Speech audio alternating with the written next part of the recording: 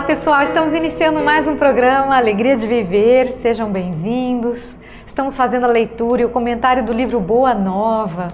Esse livro que a psicografia de Francisco Cândido Xavier e quem escreve através do Chico é o Espírito Humberto de Campos.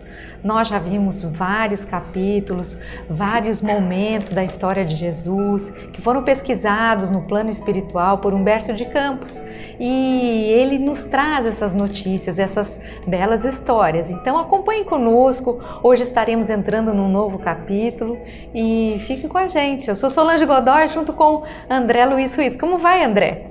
Olá, Solange. Olá, queridas irmãs, queridos amigos. Como disse a nossa querida apresentadora aqui ao meu lado, uma oportunidade muito grande de encontrarmos referências às passagens do Evangelho narradas com base nas informações extraídas dos arquivos espirituais por um espírito tão dedicado a esse noticiário que é Humberto de Campos. Hoje vamos continuar vamos dar início a um novo capítulo na continuação do livro que leva o nome da Boa Nova, o livro Boa Nova. É o capítulo 17, não é, Solange? Exatamente, e vai falar sobre Jesus na Samaria. É uma história bonita essa, nós já ouvimos essa passagem, mas Humberto de Campos traz aí elementos novos, diferentes, para que a gente possa conversar a respeito. Então acompanhe conosco a leitura e o comentário. Vamos lá, capítulo 17. Descendo Jesus de Jerusalém para Cafarnaum, seguido de alguns dos discípulos nas suas habituais jornadas a pé, alcançou a Samaria, quando o crepúsculo, quando o entardecer já se fazia mais sombrio. Felipe, André e Tiago, estando com muita fome, deixaram o mestre repousando junto de uma pequena herdade, uma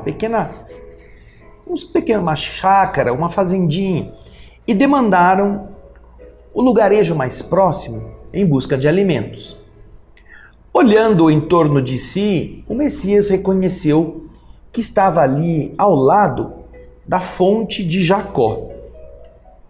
Envolvida nos revérberos, nas centelhas, nos brilhos do sol que ia ceder lugar às sombras da noite que se aproximavam, uma mulher aproximou-se do antigo poço e observou que o mestre lhe ia ao encontro, com a bela e costumeira placidez do seu semblante, e lhe pedia de beber.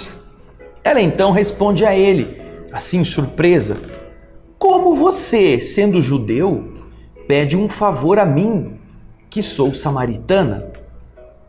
Jesus descansou na interlocutora o seu olhar tranquilo e respondeu: os judeus e samaritanos terão, porventura, necessidades diversas entre si? Bem se vê que você não conhece os dons de Deus, porquanto se houvesses guardado os mandamentos divinos, compreenderia que lhe posso dar a água da vida. Essa água viva, que vem a ser ela? Perguntou a samaritana impressionada. Onde você a tem? Se a água aqui existente é apenas a deste poço. Acaso você seria maior do que o nosso pai Jacó, que nos deu esse poço desde o princípio? E então Jesus lhe responde: mulher, a água viva é aquela que sacia toda a sede. Vem do amor infinito de Deus e santifica as criaturas. E envolvendo a samaritana no doce magnetismo do seu olhar, Jesus continuou dizendo: este poço de Jacó secará um dia. No leito de terra, onde agora repousam suas águas claras, a serpente poderá fazer seu ninho. Você não entende a verdade de minhas afirmativas ante a sua sede de todos os dias? Não obstante, levar cheio o cântaro, voltará logo mais ao poço com uma nova sede. Entretanto, aqueles que beberem da água viva estarão eternamente saciados. Para esses, não mais haverá necessidade material que se renova a cada instante da vida. Perene conforto lhes refrescará os corações pelos caminhos mais acidentados sob o sol ardente dos desertos do mundo. A mulher escutava, presa de profunda impressão, aquelas palavras que lhe chegavam ao santuário do Espírito, com a solenidade de uma nova revelação. Senhor, dá-me dessa água, disse interessada. E Jesus, respondendo, lhe dá a seguinte informação. Mas escuta. E então o mestre passou a esclarecer a mulher sobre fatos e circunstâncias íntimas de sua vida particular, explicando a ela o que se fazia necessário para que a sagrada emoção do amor divino lhe iluminasse a alma, afastando-a de todas as necessidades penosas da existência material. Observando que não havia segredos para Jesus, a samaritana chorou e respondeu: Senhor, agora vejo que você é de fato um profeta de Deus. Meu espírito está cheio de boa vontade e desde muito penso na melhor maneira de purificar minha vida e santificar meus atos. Entretanto, é tal a confusão que observo em torno de mim que não sei como adorar a Deus. Os meus familiares e vizinhos afirmam que é indispensável celebrar o culto ao Todo-Poderoso neste monte. Já os judeus nos combatem e afirmam que nenhuma cerimônia terá valor a não ser aquelas que forem feitas nos muros de Jerusalém. As discórdias nesta região têm chegado ao cúmulo. Ainda há pouco tempo, um judeu feriu um dos nossos por causa das suas opiniões sobre a comida impura. Já que tenho a felicidade de ouvir as tuas palavras, ensina-me, mestre, o melhor caminho. O mestre observou-a compadecido e disse: Você tem razão. As divergências religiosas têm implantado a maior desunião entre os membros da família humana. Entretanto, o pastor vem ao redil, vem ao curral, para reunir as ovelhas que os lobos dispersaram. Em verdade, afirmo-te que virá um tempo em que não se adotará ou não se adorará a Deus, nem neste monte, nem no templo suntuoso de Jerusalém. Porque o Pai é Espírito, e só em Espírito deve ser adorado. Por isso, venho abrir o templo dos corações sinceros, para que todo culto a Deus se converta em íntima comunhão entre o homem e seu Criador. Suave silêncio se fez entre ambos. Enquanto Jesus parecia sondar o invisível com o seu olhar luminoso, a samaritana meditava. Aqui nós vamos fazer uma pausa e vamos analisar algumas coisas desta primeira passagem. Inicialmente, nós vemos que Jesus não estava indo para a região de Cafarnaum com todos os discípulos. Eram apenas 3 os seus companheiros. Você já vê o texto dizendo que Jesus descia de Jerusalém para Cafarnaum. Isso porque Jerusalém se coloca numa posição topográfica mais elevada, no perfil geográfico da Palestina. Apesar de ela estar mais ao sul. Ela está mais ao sul do que o lago lá de Cafarnaum, mas para você ir até o lago, você tem que ir descendo. E no meio deste caminho ficava esse território conhecido pelo nome de Samaria. Quando então eles chegam ali, já à tarde, eles estão com fome, os discípulos têm fome. certamente tem fome, porque um deles era o Filipe. A gente tem o né? mesmo nome. Tem o mesmo, o cara tem fome. Porque era o Filipe, o André e o Tiago. Esse povo adora uma comida. Mas eles param ali e dizem, Jesus, descansa um pouco, que nós vamos procurar nas redondezas um pouco de alimento. Então Jesus observa que ele está parado ali, próximo do poço de Jacó. Jacó é um dos patriarcas do povo hebreu. Aquele que foi ao Egito, né? Aquele que tem o sonho da escada. É interessante, porque ali está uma mulher que, aproveitando o escurecer do dia, vai até o poço com um jarro para retirar a água. E esse poço é conhecido como Poço de Jacó, porque, segundo a tradição, dizem que o pai Jacó concedeu esse poço, né, aos seus familiares, aos seus descendentes. Então era um poço muito conhecido, um lugar muito conhecido, muito famoso na época. Naquela região, inclusive a mulher afirma isto, naquela região não havia outra fonte de água. Eles precisavam daquele poço para beber, para ter a alimentação adequada e ter a ingestão líquida, que é tão preciosa. Então, quando a mulher se aproxima e Jesus então se dirige a ela e ela se espanta. Por que a mulher se espanta? Qual é o motivo? Hoje um homem conversa com uma mulher sem nenhum problema. E naquela época havia alguma diferença a esse respeito, Solange? O que havia naquela época, a mulher era uma samaritana e os samaritanos, eles haviam se apartado dos judeus. Eles não concordavam com as leis, com as regras dos judeus de oração e rituais. Então o que os samaritanos fizeram? Eles se apartaram dos judeus e criaram as suas próprias regras, a sua própria religião, o seu próprio culto. E com esse afastamento dos judeus, eles eram meio que discriminados. Os judeus não gostavam deles, eles eram meio que considerados pessoas inferiores. Então, eles não se falavam. E quando um judeu, Jesus, um judeu, se dirige a uma samaritana, ela pergunta, como você, judeu, se dirige a uma mulher e uma mulher samaritana ainda? Isso porque também não era adequado que um homem falasse com uma mulher estranha, que não fosse do seu clã, do seu conhecimento. Eram regras bastante rígidas e a mulher se espanta por esses dois motivos. Primeiro, um estranho, um desconhecido falar com uma mulher.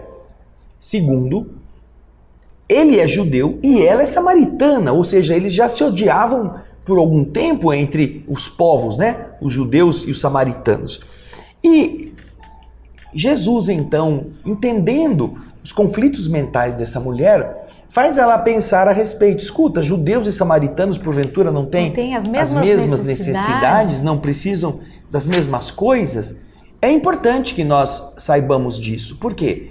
Porque também, nos dias atuais, nós encontramos pessoas de crenças semelhantes, mas não idênticas, se opondo, disputando, achando que cada um tem sua razão. E a pergunta é a mesma. Acaso protestantes, evangélicos, católicos, cristãos, espíritas, eles não têm as mesmas necessidades? Eles não também precisam desses mesmos bens da vida? Para entender como o raciocínio de Jesus era muito mais amplo, não é, Solange? Bonita a resposta. E ele então diz à mulher, ora, se você soubesse quem eu sou, seria você que estaria pedindo água para eu te dar, porque a água que eu tenho é uma água que vai saciar a sua sede para sempre, é chamada água viva. E ela se espanta, o que é esta água viva? Esse poço aqui é do nosso velho Jacó. Jacó era um patriarca muito antigo, está vivendo aqui esta água desde muito tempo. Como que essa água, você está dizendo... Que poço é esse? De onde você tirou essa água Essa água que você está falando, essa água viva, de onde que vem isso? Será que é um poço muito maior do que o poço de Jacó? E ele diz que é uma água viva que você toma e nunca mais vai ter sede, porque todo mundo que bebeu daquela água morreu, inclusive o próprio Jacó. Todo mundo que ia beber ao longo de toda a existência do poço bebeu e também morreu. E ela mesma, todo dia, precisaria voltar ao poço com o jarro para enchê-lo de água, saciar a sua sede, para levar a água para outros beberem, e no dia seguinte teria que voltar buscando mais água. Mas a água da vida, essa água viva, esta você bebe uma vez só e não tem sede, não tem mais essa necessidade. Isso é um perene conforto que você vai sentir refrescando o seu coração, refrescando as suas angústias pelos caminhos do mundo. A mulher então fica muito impressionada. E Jesus diz ainda, essa água desse poço, ela vai secar. Esse aí que você está vendo, né? Esse poço vai secar. Vai ter uma cobra que vai morar lá dentro. Aquilo que não parece ser possível vai acontecer. Este poço que gerações estão bebendo desde o velho Jacó, um dia vai desaparecer. E lá onde tem a água, no leito de terra seca, vão morar os bichos, vão morar as cobras, a serpente vai fazer seu ninho lá, de tão sequinho que vai ficar. A mulher então fica impressionada e diz, Senhor, eu quero então dessa água, me dê essa água. Aí Jesus começa a falar com ela. Humberto de Campos, nesta passagem, ele não conta qual é a conversa, mas ele diz que Jesus conversa com ela sobre particularidades da vida pessoal. E isto a impressiona. Por quê? Quando nós vamos pegar esse mesmo trecho das Escrituras, nós vamos entender quais são essas particularidades, não é, Solange? Quais são? Ele fala, vai buscar sua família, o seu marido. Isso. E ela fala, não, mas eu não tenho marido. E Jesus diz para ela, você... Já casou com 5, já enterrou 4. Isso. Você está com o 5º marido. Realmente, você não tem um marido, porque este, acho que não era um marido realmente oficial, mas ela tinha alguém. Então, e ela já tinha tido vários outros. Então, quer dizer, a mulher que vê o homem pela primeira vez tem todo o seu passado de envolvimentos afetivos, talvez um pouco levianos, um pouco fáceis, não é? Ou está tendo algum outro relacionamento meio em segredo agora com esse último e que não é marido dela, ninguém sabe. Mas Jesus revela para ela ali na lata. Realmente o que você disse é verdade, você não tem um marido. E ela então chora. Ela chora porque ela se vê desnudada pela capacidade de penetração de Jesus e ela afirma, Senhor, eu acredito piamente então que o Senhor é um profeta, é aquele que fala sobre as coisas reais do mundo invisível. E ela então está reclamando que ela está em conflito constante. E ao falar dos seus conflitos, ela está citando as disputas entre os religiosos, os seus amigos mais próximos. Entre os judeus e os samaritanos. Uns dizem que eu tenho que rezar aqui, outros dizem que eu tenho que rezar em Jerusalém, outros dizem que eu posso comer isso, outros dizem que eu não posso comer aquilo. Qual é o certo? Que coisa é certa? Né? Me mostra esse caminho. Ela está confusa. E ela pede a Jesus que a ajude, pelo menos para ela entender qual é o melhor caminho a seguir. Porque certamente este caminho não pode ser Deus estando existindo e sendo o criador de tudo. A mentira e a verdade não podem coexistir, é um conflito. Então, Jesus diz a ela, você tem razão, mas o que acontece é que eu estou aqui para falar de um Deus que não está nem em Jerusalém, que não está nem na Samaria, nem neste monte, nem em parte alguma. Eu estou para falar de um Deus, o Pai, que é Espírito. E é em Espírito que ele deve ser cultuado. Não é um lugar onde a gente vá, não é um símbolo que a gente reverencie, que é o importante. Haverá um dia em que as pessoas não mais vão ter que adorar a Deus olhando para esse monte ou orando aos pés do templo. Haverá esse dia em que as pessoas vão reverenciar a Deus no íntimo, em espírito, no íntimo do seu coração, né, da sua fé. E é por isso, diz Jesus, que eu venho instaurar o reino de Deus no coração das pessoas, no íntimo, no coração sincero, onde o culto à divindade deve ser realmente autêntico, deve ser vivenciado na sua plena sinceridade. Esta revelação que Jesus faz à mulher livra a mulher de todas aquelas mesquinhas disputas, Não é o da direita que sabe mais ou da esquerda que é mais correto. Não. A adoração a Deus não se faz em lugares humanos, em lugares materiais. Jesus fala isso em várias passagens. As pessoas que têm o hábito de ir à sua igreja, ótimo, devem continuar a vivenciar isso. Porém, a igreja não é o único lugar onde se resuma a nossa reverência à divindade. Como nós estamos aprendendo com Jesus, nós devemos nos tornar a igreja que anda, a igreja que fala, a igreja que ajuda. Esta é a igreja interior, essa que Jesus vem fundar no coração das pessoas, naquela mente lúcida. Não mais eu faço parte de um partido que se opõe aos outros que fazem parte de outro partido. Nós estamos reverenciando o mesmo Deus que samaritanos e judeus e todos os outros povos também estão buscando. Então é uma maneira de apaziguar de forma lúcida, consciente e de uma forma elevada essas convicções às vezes discrepantes que brigam por questúnculas, coisas mínimas, não é mesmo? E é muito atual, não é verdade? Deus é espírito e só em espírito deve ser adorado. Isso não vale para todas as religiões que nós conhecemos hoje em dia? Adorar a Deus em espírito, isso vale para todos nós. É um belo ensinamento e a samaritana fica com aquilo na mente ali, pensando. Daqui a pouquinho nós vamos dar continuidade à nossa história. Nós Antes que o poço de Jacó breve intervalo. Nós vamos fazer um intervalo. Daqui a pouco você vai tomar a água que não é a da vida eterna ainda, mas você volta para a gente continuar a beber a água que Jesus vai dar para a mulher e para nós todos, não é mesmo? Daqui a pouquinho a gente está de volta. Até daqui a pouco.